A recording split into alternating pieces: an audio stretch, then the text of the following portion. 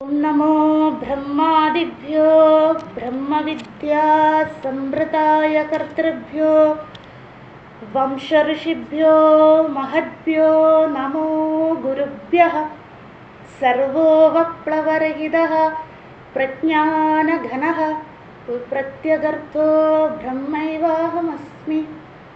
ओम पूर्णमदः पूर्णमिदं पूर्णात् पूर्णमुदच्यते पूर्णस्य पूर्णमादाय पूर्णमेवावशिष्यते। ओम शान्ति शान्ति शान्तिः। हरिः ओम श्री गुरुभ्यो नमः। हरिः ओम। എല്ലാവർക്കും പ്രണാമം. യാജ്ഞവൽക്യ മഹർഷിയുടെ പാദങ്ങളിൽ നമസ്കരിച്ചുകൊണ്ട് ശ്രദ്ധയോടുകൂടി കേൾക്കാൻ സാധിക്കണേ. മഹത്വബുദ്ധിയോടുകൂടി കൃതാർത്ഥതയോടുകൂടി പഠനം തുടരാൻ സാധിക്കണേ എന്നുള്ള പ്രാർത്ഥനയോടുകൂടി നമുക്ക് തുടരാം. ഓം നമഃ പരമഋഷിഭ്യോ നമഃ പരമഋഷിഭ്യോ നമഃ പരമഋഷിഭ്യഃ. അത ശുക്ലയജുർവേദീയ കാണ്വശാഹ ബൃഹദാരണ്യക ഉപനിഷത്ത് ദ്വിതീയ കാണ്ഡം മുനികാണ്ഡം അല്ലെങ്കിൽ യാജ്ഞവൽക്യകാണ്ഡം തൃതീയ അധ്യായം ജൽപരൂപ ഉപപത്തി പ്രകരണം. നമ്മൾ ഇതുവരെ സാമാന്യമായി കണ്ടത് 3 പ്രകരണങ്ങൾ. ഒന്നാമത്തത് ഉപാസനാ പ്രകരണം മധുകാണ്ഡത്തിൽ, രണ്ടാമത്തത് ബ്രഹ്മവിദ്യാ പ്രകരണം ദ്വിതീയ അധ്യായമായി, അതും മധുകാണ്ഡത്തിൽ. ഇപ്പോൾ മുനികാണ്ഡത്തിൽ നമ്മൾ 3ഉം 4ഉം അധ്യായങ്ങളായിക്കൊണ്ട് രണ്ടാമത്തെ കാണ്ഡത്തിലേക്ക് പ്രവേശിച്ചു. മുനികാണ്ഡം അല്ലെങ്കിൽ യാജ്ഞവൽക്യകാണ്ഡം ജൽപരൂപ ഉപപത്തി പ്രകരണം, ജനക മഹാരാജാവിൻ്റെ ജനകസഭയിലുള്ള സംവാദം, യാജ്ഞവൽക്യ മഹർഷിയോട് ക്രോധിച്ചുകൊണ്ടിരിക്കുന്ന ആ വിദ്വസഭ നമ്മുടെ മനസ്സിലുണ്ടാകണം. അശ്വലൻ തൻ്റെ കോപത്തെ അടക്കാൻ സാധിക്കാതെ ചോദ്യം ചോദിക്കുന്നതായിരുന്നു. അദ്ദേഹത്തിൻ്റെ ചോദ്യത്തിൻ്റെ മെയിൻ ത്രെഡ് എന്തെന്ന് വെച്ചാൽ, അല്ലെങ്കിൽ ആ കാതൽ എന്തെന്ന് വെച്ചാൽ, മരണം. എങ്ങനെയാണ് ഒരു ജീവൻ മരണത്തെ അതിക്രമിക്കുക? അത് ഇവിടെ ആ ജീവനെ യജമാനൻ എന്ന ഒരു ഉദാഹരണമായി അല്ലെങ്കിൽ ഒരു പ്രതിനിധിയായിക്കൊണ്ട് പറയുകയാണ്. ഹോതാവായ അശ്വലൻ, അദ്ദേഹത്തിന് സുപരിചിതമായത് യജ്ഞയാഗാദികളായതുകൊണ്ട് യജ്ഞയാഗങ്ങൾ ചെയ്യുന്ന യജമാനൻ എങ്ങനെയാണ് മരണത്തെ അതിവർത്തിക്കുക? ഒന്നാമത്തെ ചോദ്യമായിക്കൊണ്ട് അശ്വലൻ പറഞ്ഞു. ഋഗ്വേദ പുരോഹിതനായ അശ്വലൻ ഹോതാവ് ചോദിക്കുകയാണ്. ഋഗ്വേദ യാഗം ചെയ്തുകൊണ്ടിരിക്കുമ്പോഴും അഗ്നിയെയാണ് അവിടെ പ്രധാന ദേവതയായി നമ്മൾ ഹവിസ്സുക്കൾ അർപ്പിക്കുന്നത്. ആ സമയത്ത് പോലും അഗ്നിക്ക് പോലും നമ്മളെ രക്ഷിക്കാൻ പറ്റുന്നില്ലല്ലോ മരണത്തിൽ നിന്നും. അപ്പോൾ എങ്ങനെ മരണത്തെ അതിവർത്തിക്കും എന്ന് ചോദിച്ചു. യാജ്ഞവൽക്യ മഹർഷി അതിന് മറുപടി പറഞ്ഞു. അഗ്നിദേവതയ്ക്ക് നമ്മൾക്ക് നൽകാൻ സാധിക്കുന്ന ഫലത്തിന് ഒരു പരിധിയുണ്ട്. നമ്മൾ എന്തൊക്കെ അഗ്നിദേവതയ്ക്ക് സമർപ്പിച്ചാലും അഗ്നിദേവതയ്ക്ക് നമുക്ക് ഇഹലോക സുഖം നൽകാൻ സാധിക്കും, അല്ലെങ്കിൽ സ്വർഗലോക പുനർജന്മ സ്വർഗലോകാദി പ്രാപ്തി അതുവരെ നൽകാൻ സാധിക്കൂ. അതിൻ്റെ അപ്പുറത്തൊരു മരണത്തിൽ നിന്നും രക്ഷിക്കുക എന്നത് ദേവതകളാൽ അസാധ്യം എന്ന് യാജ്ഞവൽക്യ മഹർഷി പറയുകയായിരുന്നു. അടുത്ത 4ാമത്തെ മന്ത്രത്തിൽ വീണ്ടും അശ്വലൻ ചോദ്യം ചോദിച്ചു. അത് യജുർവേദത്തെ അടിസ്ഥാനമായി. യജുർവേദ യാഗം ചെയ്യുന്ന അധ്വര്യുവാണെങ്കിലും യജുർവേദ യാഗം അനുഷ്ഠിക്കുമ്പോഴും അദ്ദേഹം മരണത്തെ മുന്നിൽ കണ്ടുകൊണ്ടാണ്, അല്ലെങ്കിൽ എപ്പോഴും യമധർമ്മരാജാവ് കൂടെ ഉണ്ടല്ലോ, ആ മരണത്തിൽ നിന്നും യജുർവേദ യാഗത്തിൻ്റെ അടിസ്ഥാന ദേവതയായ സൂര്യദേവതയ്ക്ക് പോലും രക്ഷിക്കാൻ സാധിക്കുന്നില്ലല്ലോ. അപ്പോൾ നമ്മൾ ഇവരെയൊക്കെ ഇത്രയും യാഗ ഹോമാദികൾ എന്ന് പറയുന്നത് വളരെ ദുഷ്പ്രാപ്യമാണ്, ചെയ്യുക എന്നുള്ളത് വളരെ പ്രയാസകരമാണ്. എങ്കിൽ പോലും ആ ദേവതയുടെ പ്രീതി മരണ അതിക്രമം നൽകുന്നില്ലല്ലോ. അവർക്ക് നൽകാൻ പറ്റുന്ന പരിമിതികളെയാണ് ഇവിടെ യാജ്ഞവൽക്യ മഹർഷി നമ്മളോട് പറഞ്ഞു തരുന്നത്. അതിന് പരമാത്മാവിനാൽ മാത്രമേ സാധ്യമാവുകയുള്ളൂ. അത് പറഞ്ഞു തന്നു. 4ാമത്തെ മന്ത്രത്തിൽ ഏതായിരുന്നു? യജുർവേദത്തെ കുറിച്ച്. അപ്പോൾ ഋഗ്വേദം 3ാമത്തെ മന്ത്രം, 4ാമത്തെ മന്ത്രം യജുർവേദം, 5ാമത്തെ മന്ത്രം സാമവേദം അല്ലേ. സാമവേദം ചെയ്തുകൊണ്ടിരിക്കുന്ന യജമാനനു സാമവേദത്തിൻ്റെ മുഖ്യദേവതയെക്കുറിച്ച് പറഞ്ഞു. ചന്ദ്രദേവത അല്ലേ. ആ ചന്ദ്രദേവതയാണ് നമ്മൾ പ്രീതിപ്പെടുത്തുന്നത് യാഗം ചെയ്യുമ്പോൾ. ആ ചന്ദ്രദേവതയ്ക്കും മരണത്തിൽ നിന്നും രക്ഷിക്കാൻ സാധിക്കുന്നില്ലല്ലോ എന്ന് പറയുകയാണ്. നമ്മൾ 6ാമത്തെ മന്ത്രം 5ാമത്തെ മന്ത്രം പകുതി വരെ എത്തിയിരുന്നു. ഒരിക്കൽ കൂടെ പാരായണം ചെയ്യാം. അത ശുക്ലയജുർവേദീയ താണ്വശാഖ ബൃഹദാരണ്യക ഉപനിഷത്ത് ദ്വിതീയകാണ്ഡം മുനികാണ്ഡം തൃതീയ അധ്യായം ജൽപരൂപ ഉപപത്തി പ്രകരണം പ്രഥമ ബ്രാഹ്മണം അശ്വല ബ്രാഹ്മണം പഞ്ചമ മന്ത്രം. യാജ്ഞവൽക്യ ഇതി ഹോവാച യദിദം സർവം പൂർവപക്ഷ അപരപക്ഷാഭ്യാമാപ്തം സർവം പൂർവപക്ഷ അപരപക്ഷാഭ്യാം അഭിപന്നം കേന യജമാനഃ പൂർവപക്ഷ അപരപക്ഷയോഃ ആപ്തിം അതിമുച്യത ഇതി.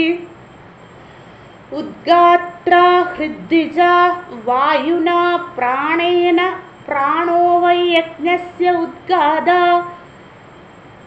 തത് യഃ അയം പ്രാണഃ സ വായുഃ സ ഉദ്ഗാത സ മുക്തിഃ സാദിമുക്തിഃ. യാജ്ഞവൽക്യനോടായിക്കൊണ്ട് അശ്വലൻ ചോദിക്കുകയാണ്. അപ്പോൾ 3ാമത്തെ മന്ത്രം 1ാമത്തെ ചോദ്യം, 4ാമത്തെ മന്ത്രം 2ാമത്തെ ചോദ്യം, അപ്പോൾ 5ാമത്തെ മന്ത്രമായപ്പോൾ 3ാമത്തെ ചോദ്യം. പ്രഥമ പ്രശ്നം, ദ്വിതീയ പ്രശ്നം, തൃതീയ പ്രശ്നമാണ് പഞ്ചമ മന്ത്രം. യാജ്ഞവൽക്യ മഹർഷിയോട് ചോദിക്കുന്നു. പൂർവപക്ഷ അപരപക്ഷം എന്ന വാക്ക് നമ്മൾ പരിചയപ്പെട്ടിരുന്നു.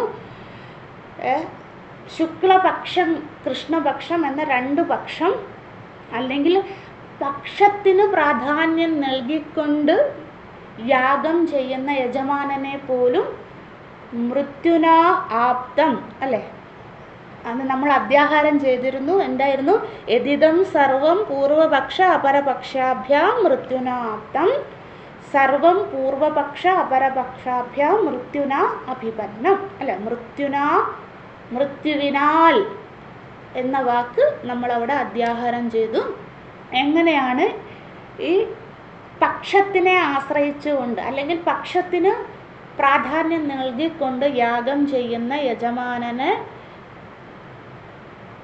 പൂർവപക്ഷ അപരപക്ഷയോഃ മൃത്യുനാ ആപ്തിം അതിമുച്യത ഇതി. മരണത്തിൽ നിന്നും അയാൾ എങ്ങനെ രക്ഷ നേടുമെന്നായിരുന്നു തൃതീയ പ്രശ്നം അശ്വലൻ്റെ. അതിന് മറുപടി പറഞ്ഞു. ഈ പക്ഷങ്ങളെ ആശ്രയിച്ചുകൊണ്ട് യാഗം അനുഷ്ഠിക്കുന്നത് സാമവേദത്തിലാണ് പ്രാധാന്യമായിട്ടുള്ളത്. അപ്പം ഋഗ്വേദം കഴിഞ്ഞു, യജുർവേദം കഴിഞ്ഞു, അടുത്തത് തൃതീയ വേദമായ സാമവേദത്തിനെ കുറിച്ച് യാജ്ഞവൽക്യ മഹർഷി പറയുകയാണ്. ഒരു നിമിഷമേ. നമോ നാരായണ. സാമവേദത്തിനെ അടിസ്ഥാനമാക്കിയാണ് യാഗം ചെയ്യുന്നത് എന്ന് പറഞ്ഞു. അതിൽ ഉദ്ഗാത എന്ന വാക്കുകൊണ്ട് പറഞ്ഞു. കൃഷ്ണപക്ഷ അല്ലെങ്കിൽ ശുക്ലപക്ഷ 2 പക്ഷങ്ങളെ അടിസ്ഥാനമാക്കി യാഗം ചെയ്യുമ്പോഴും ആ യജമാനനെ മൃത്യു എന്നത് കൂടെ തന്നെയുണ്ട്. അതിൽ നിന്നും എങ്ങനെ രക്ഷ നേടും എന്ന് യാജ്ഞവൽക്യ മഹർഷി മറുപടി പറയുന്നത് നമ്മൾ കണ്ടു. ഉദ്ഗാത്ര ഹൃദ്വിജ പ്രാണോ വൈ യജ്ഞസ്യ ഉദ്ഗാത അല്ലേ. അവിടെ വരെയാണ് നമ്മൾ കണ്ടത്. അതിന് മുമ്പുള്ളതൊക്കെ എല്ലാവരും എഴുതിയെന്ന് വിചാരിക്കുന്നു. ഞാനൊന്ന് വേഗം വായിക്കാം. നിങ്ങളുടെ പുസ്തകത്തിൽ അത് ഉണ്ടോയെന്ന് നോക്കുക. ശുക്ലപക്ഷ കൃഷ്ണപക്ഷ തിഥികളിൽ ചെയ്യുന്ന യാഗങ്ങൾ സാമവേദത്തിലാണ് മുഖ്യമായിട്ടുള്ളത്. സാമവേദ ഉദ്ഗാതാവാണ് ഈ യാഗങ്ങളുടെ മുഖ്യ പുരോഹിതൻ. ഉദ്ഗാതാവിനെ സഹായിക്കുന്ന ഹൃദ്ദിക്കുകളാണ് അല്ലെങ്കിൽ ഉപപുരോഹിതന്മാരാണ് ഹൃദ്ദിക്കുകൾ. ശുക്ല കൃഷ്ണ പക്ഷതിഥികളുടെ അടിസ്ഥാന ദേവത ചന്ദ്രനാകുന്നു. അല്ലേ? അപ്പോൾ ഓരോ യാഗത്തിനും ഓരോ ദേവതകളെ പറഞ്ഞു. ആദ്യം നമ്മൾ അഗ്നിദേവതയെ, ഋഗ്വേദത്തിൻ്റെ യാഗത്തിൻ്റെ മുഖ്യ ദേവത അഗ്നിയാണെന്ന് കണ്ടു. യജുർവേദത്തിൻ്റെ മുഖ്യ ദേവത ആദിത്യനാണെന്ന് പറഞ്ഞു. സാമവേദത്തിൻ്റെ മുഖ്യ ദേവത ഇവിടെ ചന്ദ്രദേവത അല്ലേ എന്ന് പറയുന്നു. ചന്ദ്രദേവതയ്ക്ക് ഈ ധർമ്മം ചെയ്യാൻ സാധിക്കുന്നത് വായുദേവതയുടെ പ്രാണന്റെ സഹായത്തിനാലാണ്. ചന്ദ്രദേവതയുടെ തിഥി പരിണാമങ്ങളെ നിയന്ത്രിക്കുന്നത് വായുദേവതയാണ്. അത്ര വരെ നമ്മൾ എഴുതി അല്ലേ? അവിടെ വരെ എല്ലാവരും ക്ലിയർ ആണെന്ന് വിചാരിക്കുന്നു. നമുക്ക് ഇത് നമ്മുടെ ജീവിതത്തിൽ കാണുകയോ കേൾക്കുകയോ എന്നത് വളരെ പ്രയാസകരമായതുകൊണ്ട് ഇതെല്ലാം പുതുമയുള്ളതാണ്. അപ്പോൾ ഒരു ചെറിയ കുട്ടിയുടെ മനോഭാവത്തോടു കൂടി ഇരിക്കണം. ആ ക്യൂരിയോസിറ്റി ഉണ്ടാകണം.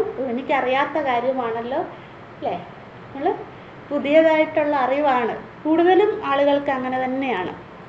അതുകൊണ്ട് ആ ഒരു ഭാവത്തോടു കൂടി വേണം, അറിയുവാനുള്ള ആ ആഗ്രഹത്തോടു കൂടി വേണം മുന്നോട്ട് പോകുവാൻ. പ്രാണോ വൈ യജ്ഞസ്യ ഉദ്ഗാധ. അടുത്ത വാക്ക് പ്രാണോ വൈ യജ്ഞസ്. അപ്പോൾ ഇവിടെ പ്രാണൻ എന്ന് വെച്ചാൽ വായുദേവത. വായുദേവതയാണ് ഇവിടെ പ്രാണൻ എന്ന വാക്കുകൊണ്ട് യാജ്ഞവൽക്യ മഹർഷി പറയുന്നത്. എന്ന് വെച്ചാൽ എന്തായിരിക്കും? അപ്പം കൃഷ്ണ ശുക്ലപക്ഷ തിഥികളിൽ ചെയ്യുന്ന യാഗങ്ങളുടെ മുഖ്യ ഉദ്ഘാതാവ് പ്രാണനാകുന്നു. അതാണ് പ്രാണോ വൈ യജ്ഞസ്യ ഉദ്ഗാത. നമ്മൾ കൃഷ്ണപക്ഷത്തിൽ ചെയ്തോട്ടെ ശുക്ലപക്ഷത്തിൽ, ഏത് പക്ഷത്തിനെ പ്രാധാന്യം നൽകിക്കൊണ്ട് ചെയ്യുന്ന യാഗങ്ങളുടെ മുഖ്യ പുരോഹിതൻ ആരാണ്? അല്ലെ മുഖ്യ ഉദ്ഘാതാവ് വായുവാകുന്നു, അല്ലെ പ്രാണദേവതയാകുന്നു. അപ്പം ഇത്രയും മാത്രം ഓർത്താൽ മതി. നമ്മളിരുന്ന് സാമവേദ പുരോഹിതൻ നമ്മുടെ മനസ്സിൽ ഇങ്ങനെ ചിന്തിക്കുക. വലിയൊരു യാഗകുണ്ഡം നിങ്ങൾ കണ്ടിട്ടില്ലേ ചിത്രങ്ങളിലൊക്കെ, അല്ലെങ്കിൽ വീഡിയോയിലൊക്കെ കണ്ടിട്ടുണ്ടാകും അല്ലേ? വലിയൊരു യാഗകുണ്ഡം, അതിൽ ജടയും യോഗദണ്ഡും കമണ്ടലും ഒക്കെ ആയിട്ടിരിക്കുന്ന ഒരുപാട് ഭസ്മവും അല്ലെങ്കിൽ രുദ്രാക്ഷങ്ങളൊക്കെ ധരിച്ചിരിക്കുന്ന വലിയ വലിയ മഹർഷിമാർ ഇരിക്കുന്നു, യാഗം ചെയ്യുന്നു അല്ലേ? അപ്പോൾ ആ യാഗകുണ്ഡം ഇവിടെ സാമവേദ യാഗമാണ് ചെയ്യുന്നത്. അപ്പോൾ തിഥിക്കാണ് അതിന് പ്രാധാന്യം. ആ തിഥിയിൽ ചെയ്താൽ മാത്രമേ ഫലം കിട്ടുകയുള്ളൂ അല്ലേ? ഓരോന്നിനും ഉണ്ടല്ലോ. നമ്മൾ സാധാരണ തന്നെയുള്ള വ്രതങ്ങൾ തന്നെ എടുത്തോളൂ. ഇപ്പോൾ ഗണപതി ഹോമം ചെയ്യുന്നു അല്ലേ? അത് സൂര്യൻ ഉദിക്കുന്നതിന് മുമ്പ് ശരിക്കും ചെയ്യണം എന്നാണ്. അതാണ് അതിൻ്റെ പ്രാധാന്യം. ആ സമയത്ത് ചെയ്താലേ അതിനുള്ള ഫലം കിട്ടുകയുള്ളൂ. എന്ന് വെച്ചാൽ സൂര്യ ഉദയത്തിന്. ഇപ്പം അതൊക്കെ മാറി 6 മണി കഴിഞ്ഞ് 7 മണി കഴിഞ്ഞ് അവർക്ക് ഇഷ്ടമുള്ള സമയത്താണ് ചെയ്യുന്നത് ശരിക്കും അല്ലേ? സൂര്യ ഉദയം എപ്പോഴാണോ നമ്മൾ കലണ്ടറിൽ നോക്കി 6:10 6:20 വരിക മാറുമ്പോൾ അല്ലേ? ഉത്തരായനം ദക്ഷിണായനം ഒക്കെ മാറുമ്പോൾ. അപ്പം അതിന് മുമ്പ് ചെയ്യണം എന്നാണ്. അങ്ങനെ ഓരോന്നും. ഇപ്പം ഭഗവതി സേവ നമ്മൾ ചെയ്യുന്നു, വൈകുന്നേരമേ ചെയ്യുള്ളൂ, രാവിലെ ചെയ്യാറില്ല. അതല്ലേ? കാരണം അതിന് സന്ധ്യാ സമയമാണ്, ആ കാലമാണ്, ആ സമയത്തിനാണ് അവിടെ പ്രാധാന്യം. അങ്ങനെ ഓരോ കാര്യങ്ങൾ. നമ്മൾ ഏകാദശി വ്രതം എടുക്കുന്നു, ഷഷ്ടി വ്രതം എടുക്കുന്നു. ഷഷ്ടി വ്രതം എടുത്തിട്ട് കാര്യമുള്ളൂ അല്ലേ? അപ്പോൾ ആ ദിവസത്തിനും ആ സമയത്തിനും അല്ലേ മുഹൂർത്തത്തിനും വളരെ പ്രാധാന്യമാണ്. അതുപോലെ തന്നെ ഇവിടെ സാമവേദ യാഗം ചെയ്യുമ്പോൾ ഏറ്റവും പ്രാധാന്യം ഈ പക്ഷത്തിനാണ്. അപ്പോൾ ആ പക്ഷത്തിന് ചെയ്താലേ ആരുടെ അനുഗ്രഹം കിട്ടൂ? ഈ ദേവതകളുടെ. അതിൽ നമ്മൾ എന്താണോ ഇപ്പോൾ സാമവേദ ആ യാഗകുണ്ഡം ഇരിക്കുന്നു, ഉദ്ഘാതാവ് അതിലേക്ക് ഹവിസ്സുക്കൾ അർപ്പിക്കുന്നു. അതിനെ സ്വീകരിക്കുന്ന ദേവത ചന്ദ്രദേവതയാണ് അല്ലേ? ചന്ദ്രദേവതയ്ക്ക് ഒറ്റയ്ക്ക് അതിൻ്റെ ഫലം നൽകാൻ സാധിക്കില്ല. ഫലം ഇത്രയേ ഉള്ളൂ. ഒന്ന് നമുക്കൊക്കെ അറിയാം, ഇഹലോക സുഖം അല്ലെങ്കിൽ പരലോക സുഖം. അത് നൽകാൻ ചന്ദ്രദേവതയ്ക്ക് ഒറ്റയ്ക്ക് സാധിക്കില്ല. എന്ത് ചെയ്യുന്നു? വായുദേവതയുടെ സഹായം കൂടെ ആവശ്യമുണ്ട്. ഈ 2 ദേവതകളുടെ അനുഗ്രഹമാണ് സാമവേദ യാഗത്തിൻ്റെ ഫലം. അപ്പം അതാണ് ഇവിടെ പറയുന്നത്. കൃഷ്ണ ശുക്ലപക്ഷ തിഥികളിൽ ചെയ്യുന്ന യജ്ഞത്തിൻ്റെ മുഖ്യ ഉദ്ഘാതാവ് പ്രാണനാകുന്നു, മുഖ്യ ദേവത. അപ്പോൾ ഉപദേവതയാണ് ചന്ദ്രൻ, മുഖ്യ ദേവതയാണ് വായു. അതാണ് പ്രാണോ വൈ യജ്ഞസ്യ ഉദ്ഗാധ. അപ്പോൾ ഇവരൊക്കെ ഇങ്ങനെ പുണ്യം ഇങ്ങനെ നമ്മുടെ സഞ്ചിയിലേക്ക് പുണ്യം ഇങ്ങനെ ഇട്ടുകൊണ്ടിരിക്കും. അപ്പോൾ ആ പുണ്യമൊക്കെ ആയിട്ട് നമ്മൾ എന്ത് ചെയ്യും?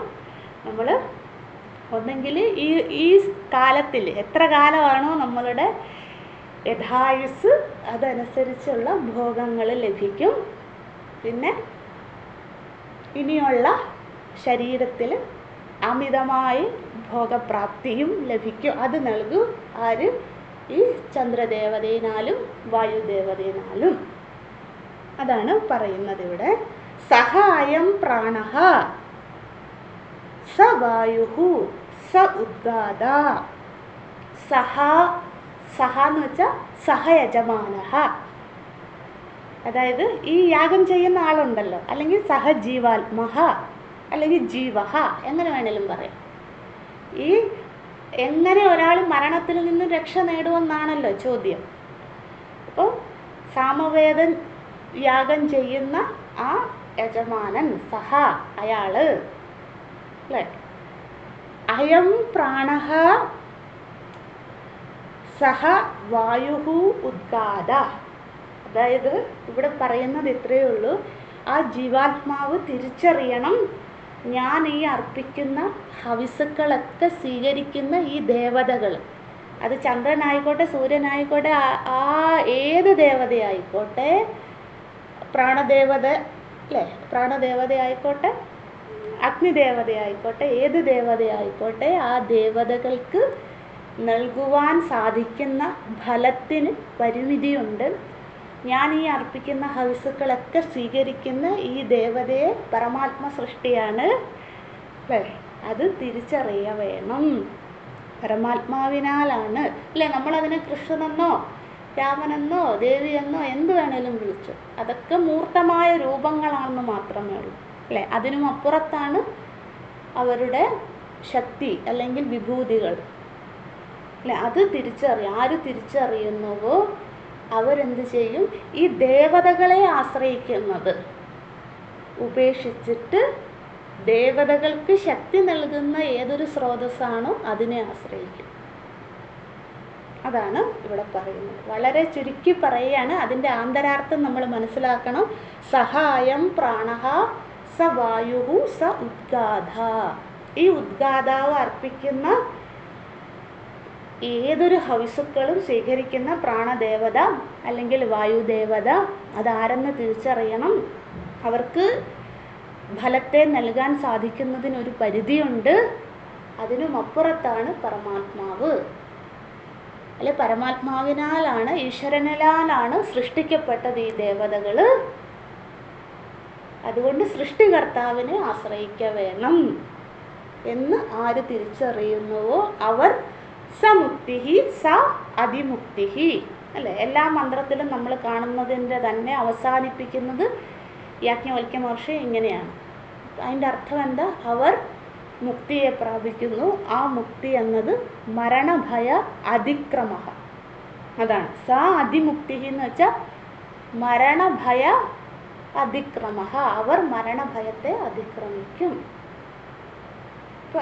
ഇപ്പം മരണഭയത്തെ അതിക്രമിച്ചാൽ എനിക്ക് എന്താണ് വിശേഷം? എന്താണ്? ഞാൻ പിന്നെ ഈ ശുക്ലപക്ഷ എന്നൊന്നും അന്വേഷിച്ചു പോവില്ല, അല്ലെങ്കിൽ അഗ്നിദേവതയുടെ പ്രീതിയാണ് എനിക്ക് വേണ്ടത്, എനിക്ക് സ്വർഗലോക സുഖമാണ് വേണ്ടത്. താൽക്കാലികമായ ഫലത്തിന് പുറകെ പോവില്ല. അവർ പരമാത്മ സുഖത്തിന് ആനന്ദത്തിന് വേണ്ടി പുറകെ പോവുകയുള്ളൂ. അവർക്ക് പിന്നെ എവിടെ മരണത്തെ അവർ ഭയക്കും എന്ന് യാജ്ഞവൽക്യ മഹർഷി ഒരു ചെറിയ പുഞ്ചിരിയോടുകൂടി ചോദിക്കുകയാണ്, അല്ലെ പരിഹാസത്തോടുകൂടി. അതാണ് ഇവിടെ എല്ലാ മന്ത്രങ്ങളുടെയും ചോദ്യത്തിൻ്റെയും ഉത്തരങ്ങളുടെ അവസാനം ഒരേ കാര്യം തന്നെ പറയുന്നത്. മരണത്തെ അധിവദിക്കുക എന്നത് ഒന്നിനാലേ സാധിക്കുകയുള്ളൂ. നമ്മൾ പഠിച്ചിട്ടുണ്ടത് ജ്ഞാനേനേവത് കൈവല്യം, ജ്ഞാനത്തിനാലേ സാധിക്കുകയുള്ളൂ എന്ന്.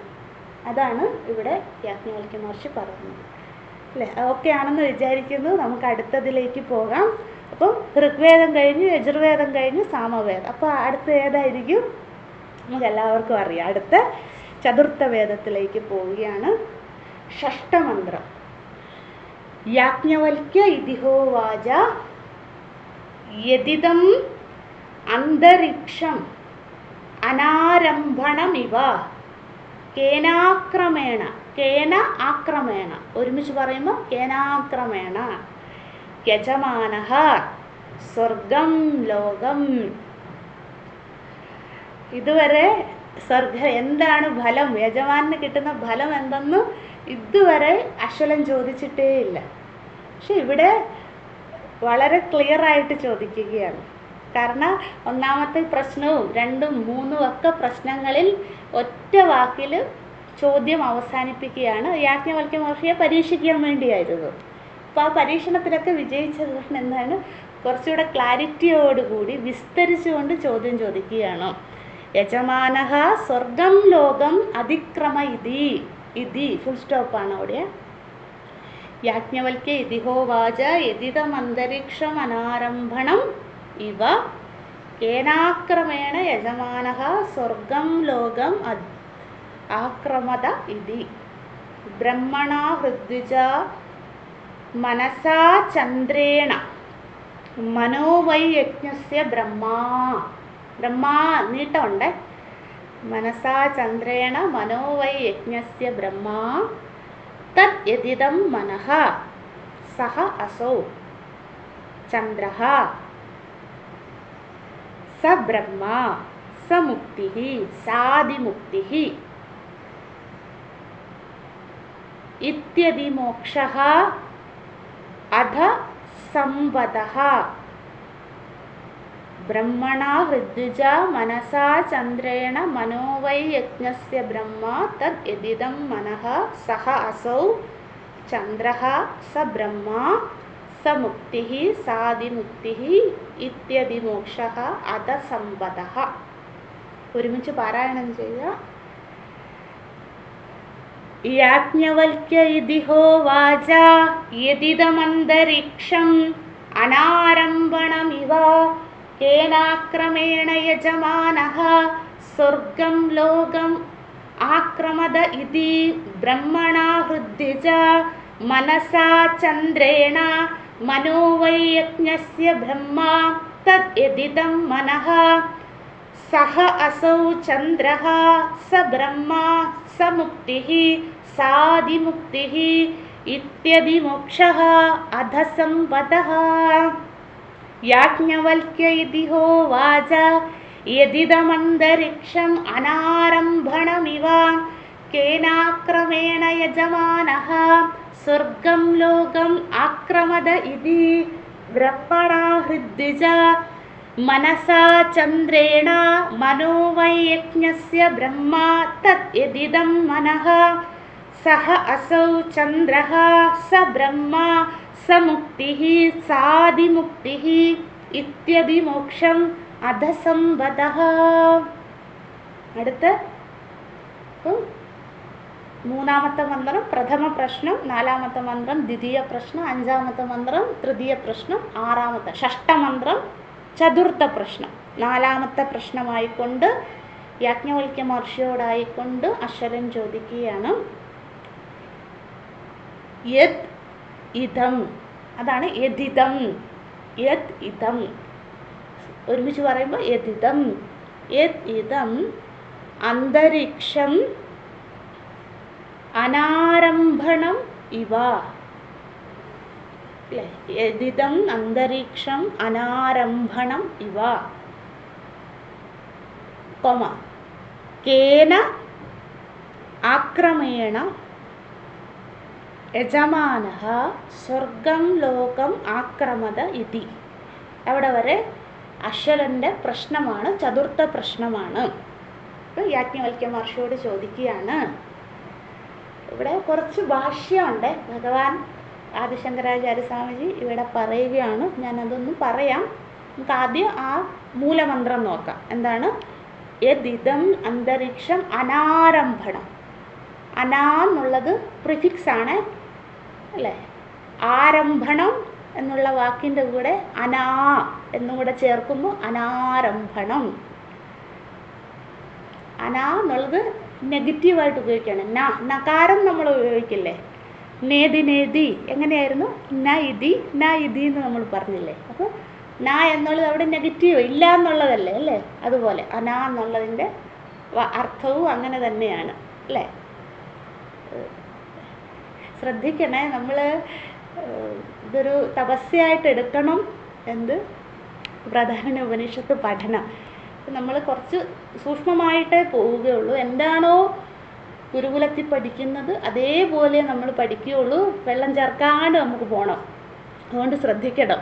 അനാരംഭണം ഇവ എന്ന് വെച്ചാൽ ഈ അന്തരീക്ഷം, നമ്മൾ കാണുന്ന ഈ അന്തരീക്ഷത്തിന് ഒരു ആലംബനമില്ലല്ലോ. അതാണ് അനാരംഭണം.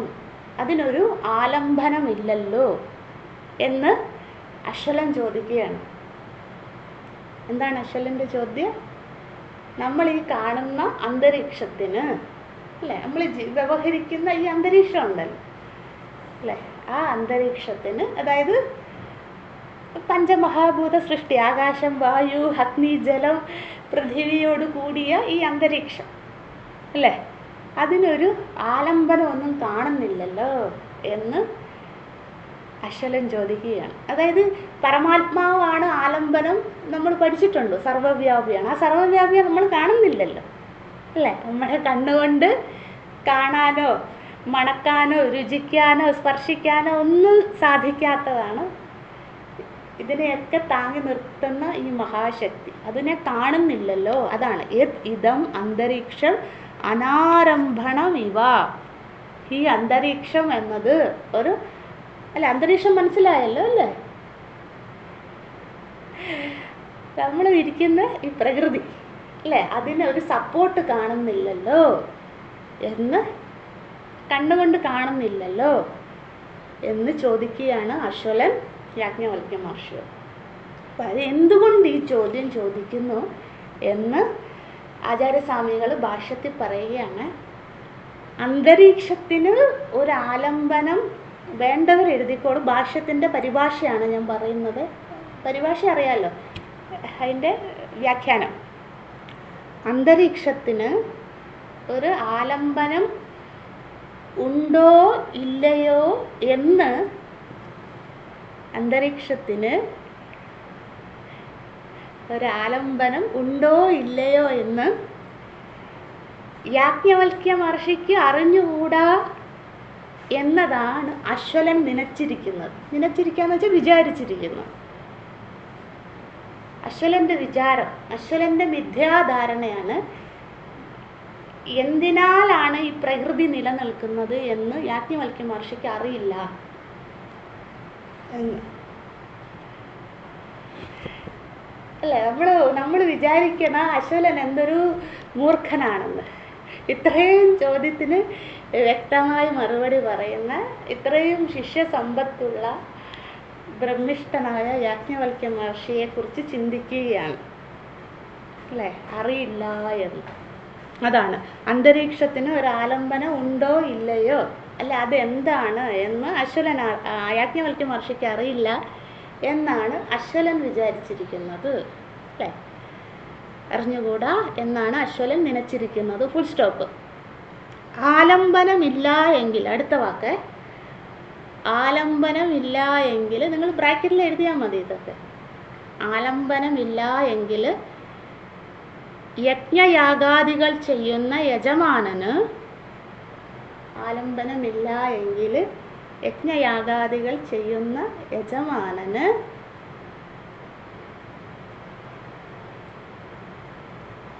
ആ യജ്ഞയാഗങ്ങളുടെ, അല്ലെങ്കിൽ യജ്ഞം യാഗം എന്നിട്ടാലും മതി, യജ്ഞയാഗങ്ങളുടെ കർമ്മഫലം എങ്ങനെയാ ലഭിക്കുക? കർമ്മഫലം എങ്ങനെയാ ലഭിക്കുക? ക്വസ്റ്റ്യൻ മാർക്ക്, ചോദ്യചിഹ്നം ഇടുക. ഇതാണ് അശ്വലൻ്റെ മനസ്സ്. ആ മനസ്സിനെയാണ് ഭഗവത്പാദർ ഭാഷ്യത്തിൽ പറയുന്നത് അല്ലേ. ഒന്നുകൂടെ വായിക്കാം. അന്തരീക്ഷത്തിനൊരു ആലംബനം ഉണ്ടോ ഇല്ലയോ എന്ന് യാജ്ഞവൽക്യ മഹർഷിക്ക് അറിഞ്ഞുകൂടാ എന്നതാണ് അശ്വലൻ നനച്ചിരിക്കുന്നത്. ആലംബനമില്ല എങ്കിൽ യജ്ഞയാഗാദികൾ ചെയ്യുന്ന യജമാനന് ആ യജ്ഞയാഗങ്ങളുടെ കർമ്മഫലം എങ്ങനെയാ ലഭിക്കുക? ഇതാണ് യാജ്ഞവൽക്യ മഹർഷിയോടായിക്കൊണ്ട് അശ്വലൻ ചോദിക്കുന്നത്. ഇത്രയേ ഉള്ളൂ. അത് ശ്രദ്ധിക്കണേ. നമ്മൾ ഏത് യാഗം ചെയ്തോട്ടെ, ഏത് വേദത്തിനെ അടിസ്ഥാനമാക്കി യാഗം ചെയ്തോട്ടെ, ആ യാഗങ്ങളുടെ ഫലം നൽകുന്നത് ആ ദേവതയാണ്. അപ്പോൾ യാജ്ഞവൽക്യ മഹർഷി പറഞ്ഞല്ലോ, അങ്ങനെയൊന്നുമല്ല, യാഗങ്ങളുടെ ഫലം നൽകുന്ന ദേവതയ്ക്ക് ആ ധർമ്മം ചെയ്യാൻ സാധിക്കുന്നത് പരമാത്മാവിനാലാണ്. ആരാണോ ആ ദേവതകളെ സൃഷ്ടിച്ചത്, ആ ദേവതകളെ സൃഷ്ടിച്ചതിന് ശേഷം ആ ധർമ്മം ചെയ്യുവാനായിട്ട് ദേവതകൾക്ക് അത് നൽകിയത്, ആ കടമ ചെയ്യുവാനായി അവർക്ക് നൽകിയ ആ ശക്തി നൽകിയത് ആരാണ്? അത് പരമാത്മാവാണ്.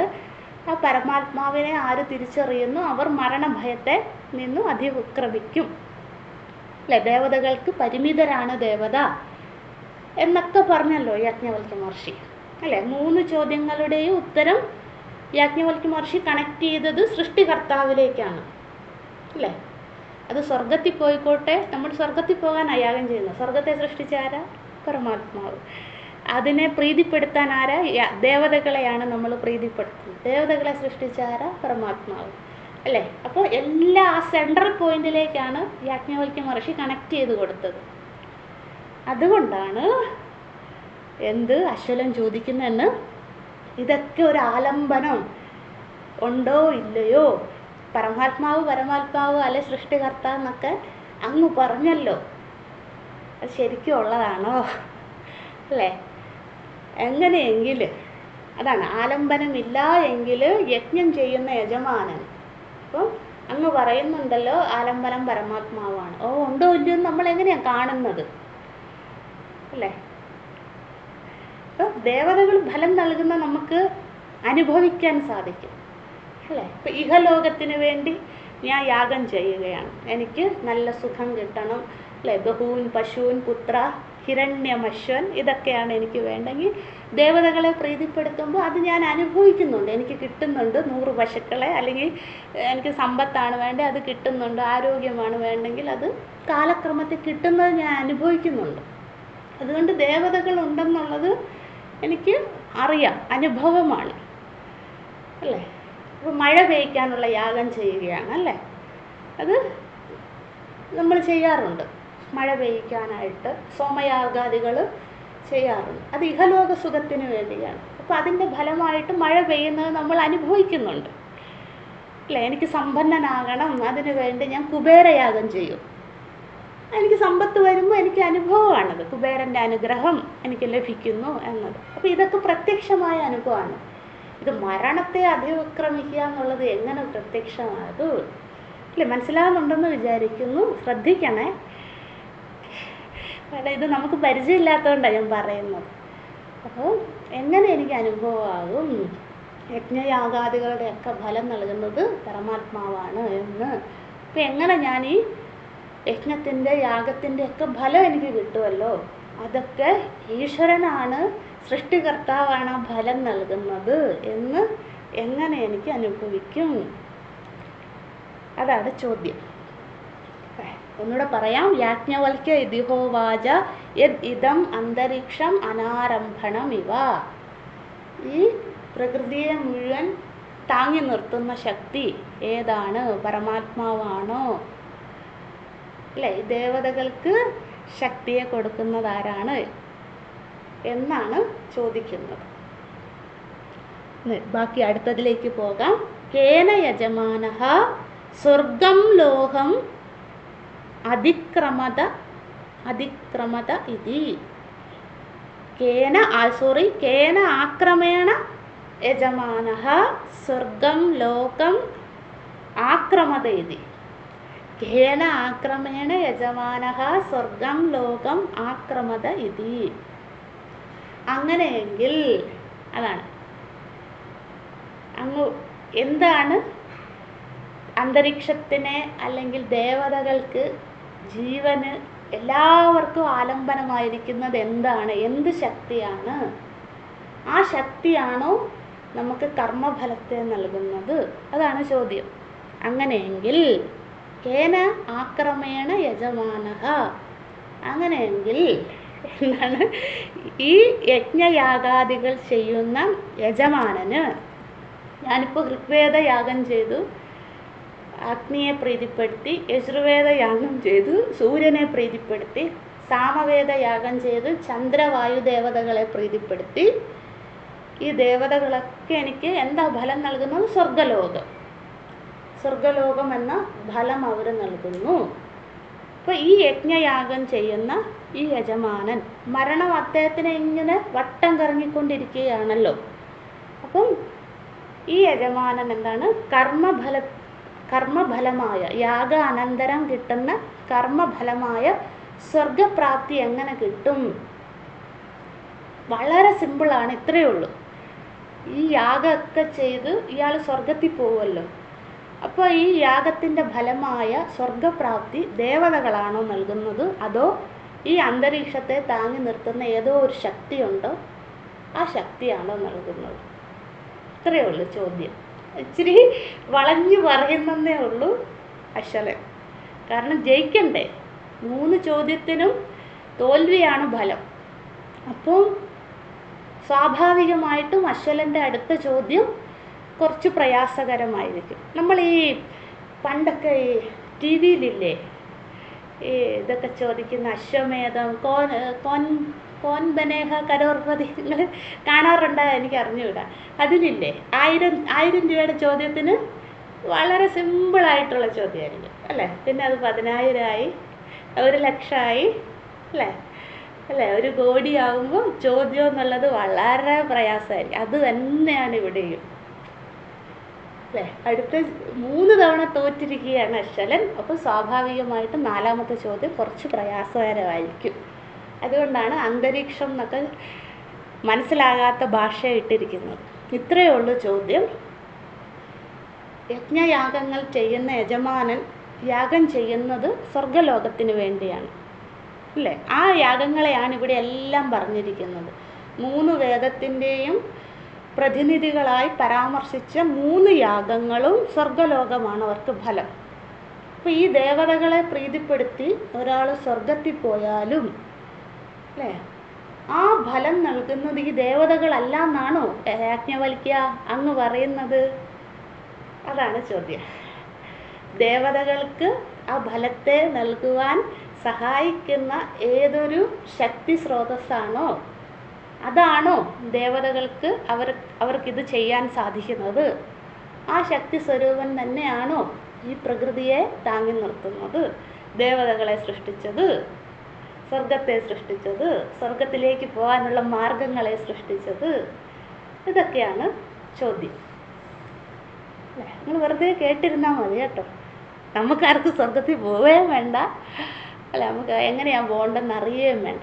നമ്മളെ സംബന്ധിച്ച് യാജ്ഞവൽക്യ മഹർഷി ഈ അധ്യായം മുഴുവൻ പറഞ്ഞു തരുന്നത് ഒന്നേ ഉള്ളൂ, എങ്ങനെ നമ്മൾക്ക് മരണത്തെ ഈ അധ്യായമല്ല, ഈ ബ്രാഹ്മണം അശ്വല ബ്രാഹ്മണം മുഴുവൻ പറഞ്ഞു തരുന്ന ഒറ്റ കാര്യമേ ഉള്ളൂ, നമ്മളാരും മറ്റൊരു ഭോഗങ്ങളുടെയും പുറകെ പോകണ്ട, മരണത്തെ അതിക്രമിക്കേണ്ടത് എങ്ങനെയാണ് എന്ന് മാത്രമേ യാജ്ഞവൽക്യ മഹർഷി ഈ ബ്രാഹ്മണം കൊണ്ട് നമ്മളായ സാധകർക്ക് ഉപദേശിക്കുന്നുള്ളൂ.